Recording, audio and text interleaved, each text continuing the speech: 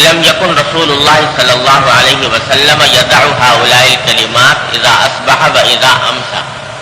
عبداللہ بن عمر رضی اللہ تعالیٰ عنہ فرماتے ہیں کہ رسول کریم صلی اللہ علیہ وسلم یہ کلمات جو آگے وہ بیان فرما رہے ہیں یہ کسی بھی دن چھوڑتے نہیں تھے.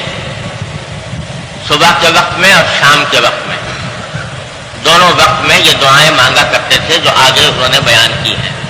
اور حقیقت یہ ہے کہ یہ عجیب و غریب جامع دعائیں ہیں. حضور اقدس صلی اللہ علیہ وسلم صبح کے وقت میں بھی مانگتے تھے اور شام کے وقت میں بھی مانگتے تھے. وہ دعائیں کیا ہیں؟ 4 دعائیں. پہلی دعا ہے اللہم انی اسألک العافیۃ فی الدنیا والآخرہ. اللہم انی اسألک العافیۃ فی الدنیا والآخرہ.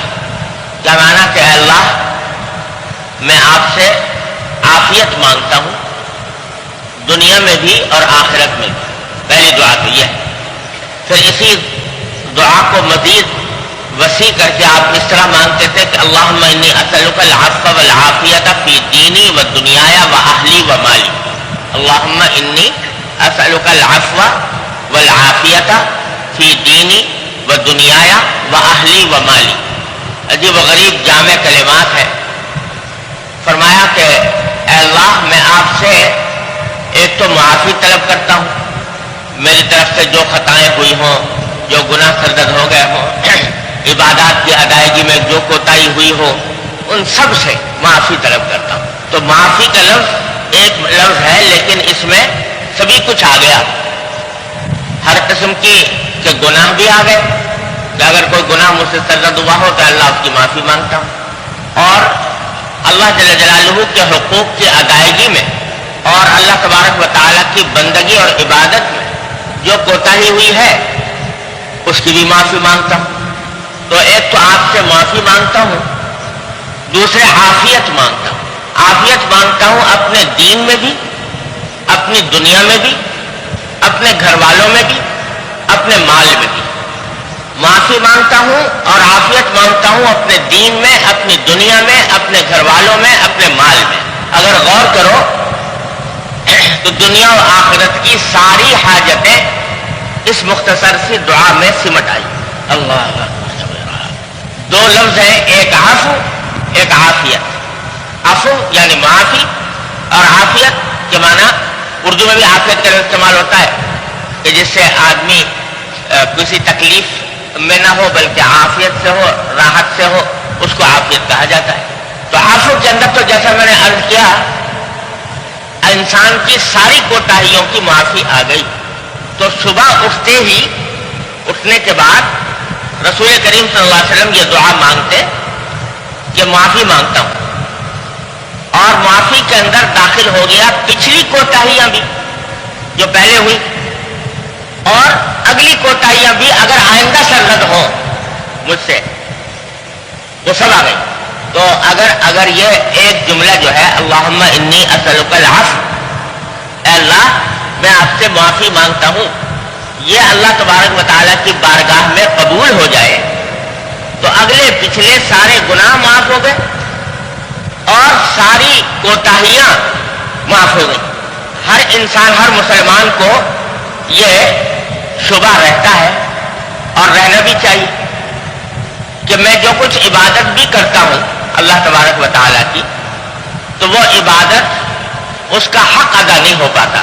کوئی کہہ سکتا ہے کہ میں جو نماز پڑھی تو نماز کا حق ادا کر دیا, روزہ رکھا تو روزے کا حق ادا کر دیا, یا اور تلاوت کی اور کوئی ذکر کیا تسبیح کی اس کا حق ادا کر دیا. کون ہے جس سے حق ادا ہو جاتا ہو؟ اور اکثر و بیشتر ہم جیسے لوگ تو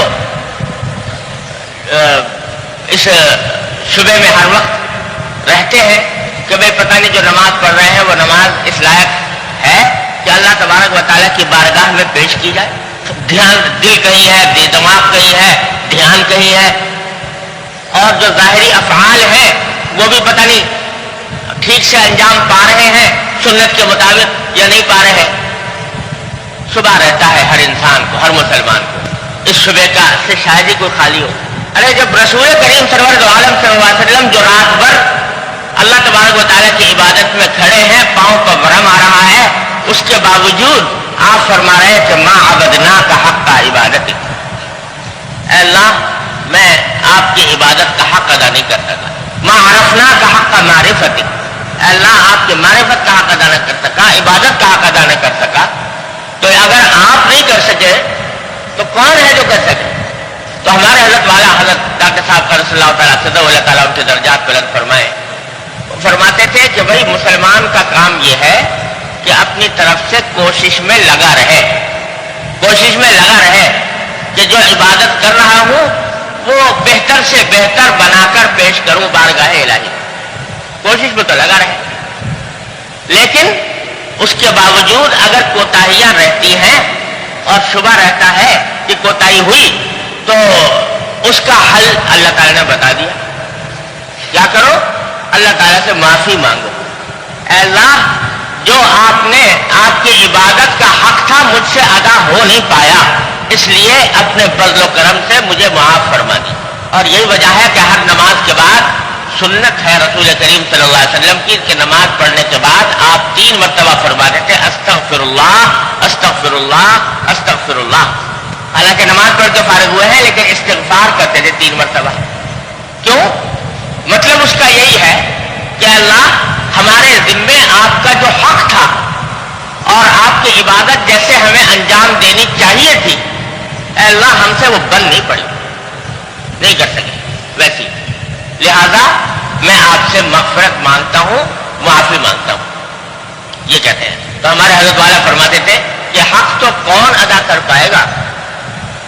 حق تو کسی سے ادا ہو نہیں سکتا اللہ تبارک و تعالیٰ کی عبادت کا.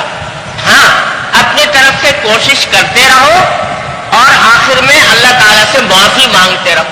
اللہ تعالیٰ سے آخر میں معافی مانگتے رہو کہ اللہ کوشش تو کی تھی لیکن جیسا آپ کا حق تھا وہ ادا ہو نہیں سکا، لہذا معاف فرما دو.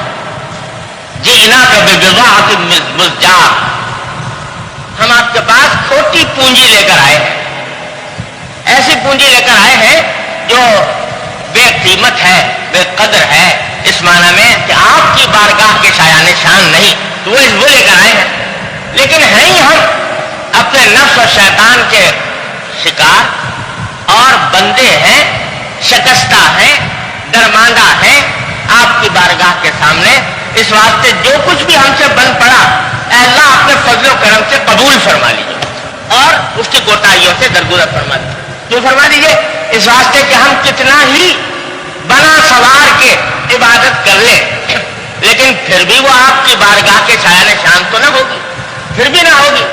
تو اے اللہ اس وقت بھی آپ اپنے کرم سے منظور فرمائیں گے، قبول فرمائیں گے، اب بھی اپنے کرم سے قبول فرمائیں گے. تو کوشش کرتا رہے، لگا رہے کہ اللہ تبارک و تعالیٰ